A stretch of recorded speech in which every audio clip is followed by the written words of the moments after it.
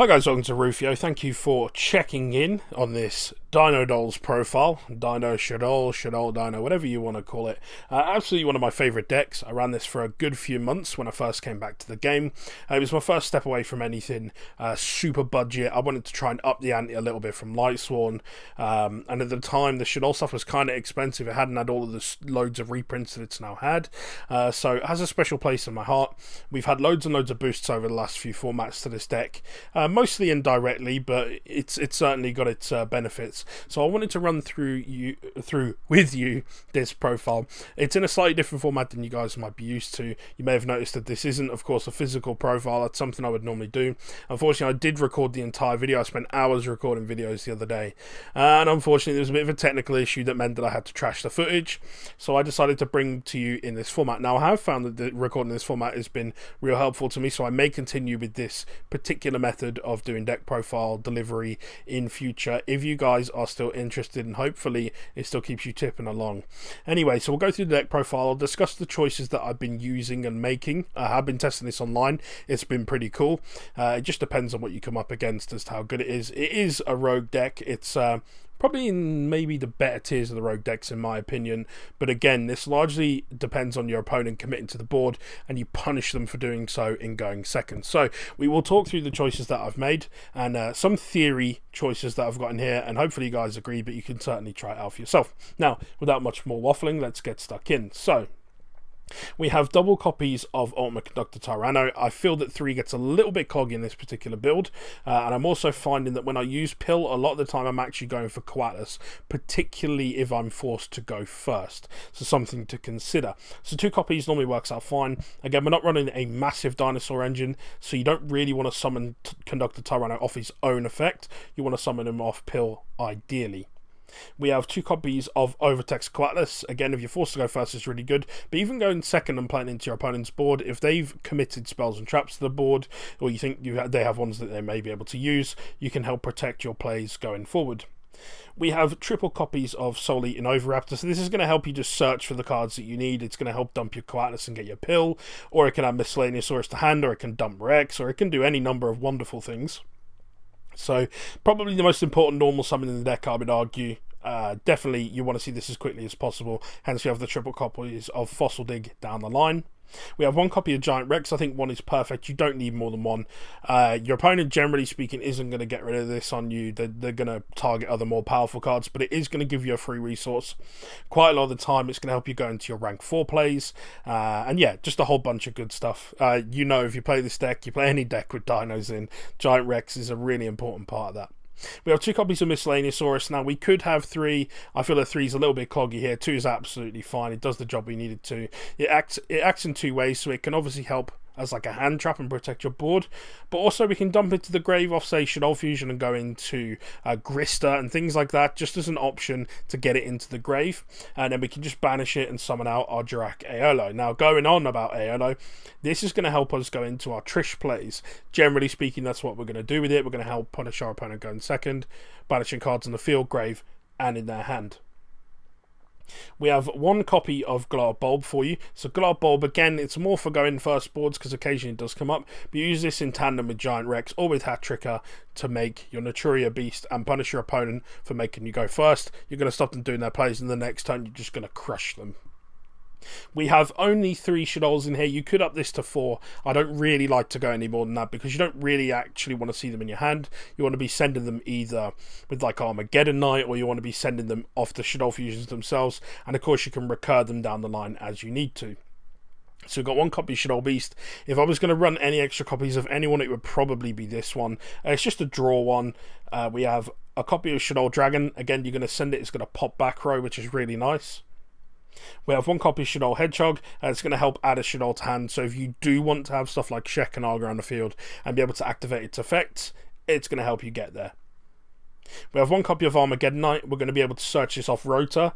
It's going to help dump pretty much anything. It doubles up a bit like Soul Eating Oviraptor. It does pretty much the same job, in that most of the time it's going to dump the cards that you need as and when you need them. We have Dark Refer as basically a backup plan for this, but also you can pitch stuff like Coatlas off it and just gain all kinds of benefits because it's sent as an effect rather than a cost, so therefore you can still add in that respect. We have one copy of Trick Clown. The idea with this is that we're treating Shaddoll Fusion a bit like we would treat Brilliant Fusion, in that we want to make as many pluses as possible of sending cards from deck, and this is just going to help us basically get extra advantage on the field. And with that in mind, we have 1,000 Blades to go along with it, so again we can get a second one on board and go into rank 4 plays if needed. We can climb up links, do all kinds of fun stuff, just easy stuff to dump and just recur resources basically. We have a copy of Damage Juggler in here. This is just going to help us search our Hat Tricker as and when we need it, because that's generally what we use it for. It does help protect your board as well, and it is a construct target, so something to consider. We have 2 copies of Hat Tricker, just the 2 rather than the 3. I wanted to keep the numbers down a little bit because the deck already has some issues with a little bit of bricking and not seeing resources when you need to see them. So by having too many, of course, we reduce our chances of seeing the cards as and when we need to see them. And this is searchable. It is just a way to link climb. It's a rank 4 fodder and all of that kind of exciting stuff. We go over to our Ash Blossom. So Ash Blossom is probably the best hand trap in terms of it hits the most things. You could potentially swap this for Phantasmate if you have access to those, although probably you won't be playing this deck unless you're someone like me when you have access to Phantasmate. But Triple Ash Blossom, again, it's just one of those things. You can also send it for Grista, so yeah, it is what it is. We have double copies of Double Evolution Pills, so just 2 copies. I don't think a third is necessary. You don't have really enough targets for it. You could up this to 3 if you want to put in some Pancratops, or you want to up the Overtex, or you want to up your Ultimate Conductor or something like that. But I think 2 is absolutely fine. We have triple copies of Fossil Dig because searching the dinosaurs that you need as and when you need them is pretty nice. We have 1 copy of Shaddoll Fusion, so I never used to run this in my builds before. However, I've changed my mind on how this works a little bit. When you have Shaddolls in your hand, they can become a little bit dead, unless you're getting rid of them with stuff like Allura and that kind of thing. They tend to just sit there and get in the way most of the time. This helps you clear that up, but it also acts as an interrupt during your opponent's turn, in that you can Shaddoll Fusion during their turn and cause them problems, depending on what kind of deck that they're playing, and basically just choose whichever one is relevant to cause them the most problems. So I really, really like it as an option when you're forced to go first. We have Shaddoll Fusion itself, the most important card in the deck arguably, and this is just going to help you basically dump anything you want, providing your opponent has something in the extra monster zone. If they don't, it activates like a, I guess like a poly or something like that. Really, really good card. Part of the reason that the deck works so well. We have triple copies of Caught by the Grave. This is just again to protect your board. Going second is going to help protect you from hand traps that your opponent's already drawn, from graveyard resources they have, and if you're forced to go first, it's going to help protect your plays. We have triple copies of Allure of Darkness. We have plenty of dark targets in here that we can afford to get rid of as and when we don't need them. Things like Greffa. Greffa tends to become surplus to requirements later on in the game. We can just dig a little bit deeper, see the more powerful cards that we need to see, and just banish the stuff that we don't want. We have 1 copy of 1 for 1. Well, it's at 1 for a start, but it also searches Aolo or Glow Bulb depending on our needs. We have 1 copy of Rota. We have 2 targets in the deck. Well, I guess we have a third, but we would never search 1,000 Blades, I don't think. So basically, it's going to get you Greffa or your Armageddon Knight. We then move on to the extra deck. Now, I have got a side deck here. I'll just run through it quickly. The idea of the side deck is just to give you some indication of things that you might want to consider running, rather than necessarily being a solid list that you should actually follow. So the extra deck, we've got 1 copy of Shekhinaga. I think 1 is perfectly fine. I never find the need to make more than 1. We have 1 copy of Construct. If this was at more than 1, I would like to run more than 1 copy, but 1 is perfectly fine and works just as well. We have 2 copies of Winder. I think this is probably actually the most used and most important of the Shaddoll extra deck cards that we have full access to, because locking your opponent out of more than 1 special summon can actually often cause them a lot of problems, especially when you build your entire board and you slap down Winder at the end. And as we're seeing in some of the more meta-relevant decks, particularly the end of last format, Winder can cause real problems for people if they're not prepared to deal with it. We have 1 copy of Annoy Tillis. Now, the idea of this is more just the fact that we're getting stuff like Marintess is slowly coming into the format. It also means you can get rid of Trish and a couple of other cards. It's just an option to have. You can always choose to omit this from your list if you'd like to. And much the same with Grista. I just like it for being able to get a body on board, and the fact that we can then just Shaddoll Fusion with it again and just get pluses. And it also helps us dump our Miscellaneousaurus. And that is it for the fusions themselves. We then move on to our links. So we have 1 copy of Underclock Taker. It's just going to help us push for like major damage over our opponent. The idea is we go second and just do as much damage as possible. This is going to help us get there. We have 1 copy of Decode Talker. It pushes for damage and helps protect your board going first and second, which is always nice. Gives us 2 really cool link zones as well. We have one copy of Nightmare Phoenix. This is just to help pop back row and help us push for our plays and get our advantage down the line. Much the same with Nightmare Unicorn, it's just a utility card that's going to help clear up your opponent's field. Trishula does a similar job in that it's just going to help punish your opponent. This can be devastating to the right deck, so nobody likes being trished. There is no good feeling about getting 3 cards banished on you. We have Naturi Beast. This is mostly for going first place, but going second it's okay too. There's probably more optimal plays to go for, but it's definitely an option. And then that's it for our synchros. We move on to our XE monsters. So Dinosaur Emerald is back at full force. We have plenty of rank 4 options. This is going to help us put back powerful cards. We can put back maybe our Shadolls and redo our fusions and that kind of thing if we want to reuse them, amongst other things. We have one copy of Abyss Dweller, probably one of the most powerful rank 4 monsters that there is. Shutting your opponent out of access to their graveyard can be real devastating. And we have one copy of Tornado Dragon. Much like Nightmare Phoenix, it's just there to pop back row and help us push for our game, comfortably knowing that our opponent doesn't have anything to back them up. And that is it for the actual deck itself. We'll move on to the side deck just to give you some ideas of what you could try and consider. So I really like Superconductor Tyranno. This was actually suggested to me by one of the Tuggers, Luke in particular, that I should consider running this back when I was running Dinos a while ago, because you can search for it with Pill.